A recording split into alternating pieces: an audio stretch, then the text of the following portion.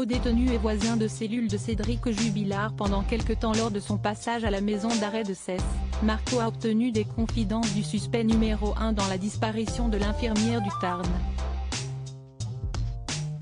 Si son dossier judiciaire est très lourd, il l'assume dans son interview exceptionnelle au Parisien.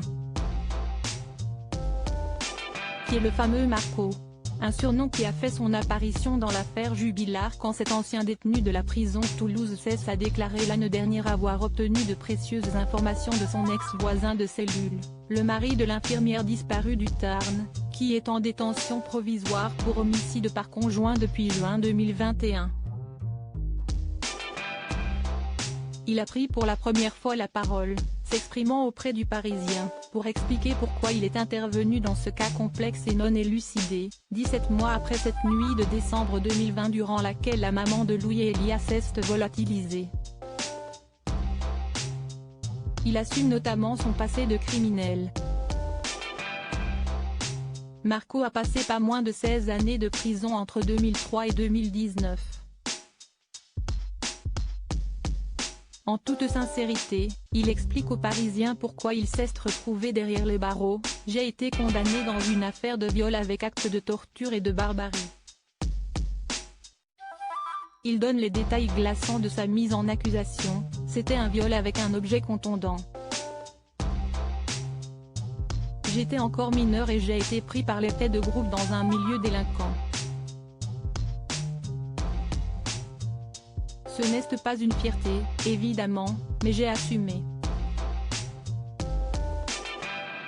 En parlant dans ce média, Marco veut aussi rétablir la vérité. J'ai entendu dire que j'avais été condamné dans des affaires de faux témoignages. Si est-il un mensonge? J'ai été condamné pour subornation de témoins. J'ai écrit à 2 de mes proches pour leur demander de ne pas venir témoigner. La dernière incarcération de l'ex-codétenu de Cédric Jubilard résulte de 2 affaires de menaces de crime sur des surveillants de prison. Il est donc retourné au trou en 2020 et 2021, au Portugal, d'abord, puis à Fleury-Mérogis, Essonne, et à Cesse, là où il a croisé le mari de la trentenaire disparue. S'il a été libéré, ce n'est pas parce qu'il a obtenu des faveurs de la justice grâce à ses révélations sur l'affaire Jubilard.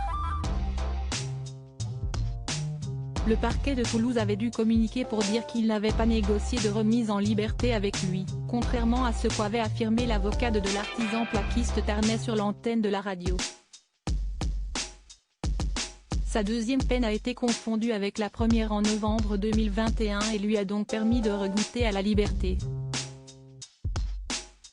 La justice s'est intéressée à ces révélations, mais elles n'ont pas permis de retrouver une trace du corps de Delphine Jubilard, laissant croire que son futur ex-mari s'est joué de Marco. La confrontation du 12 mai 2022 entre Cédric Jubilard et l'ancien détenu accusant le peintre plaquiste de lui avoir avoué en prison le meurtre de sa femme, n'a pas donné grand-chose, selon les avocats de la défense. Chacun est resté sur ses positions, a déclaré l'un de ses avocats, Jean-Baptiste Allary, à l'issue de 4 heures de confrontation devant les juges d'instruction. Cédric Jubilard reste présumé innocent des faits qui lui sont reprochés jusqu'au jugement définitif de cette affaire.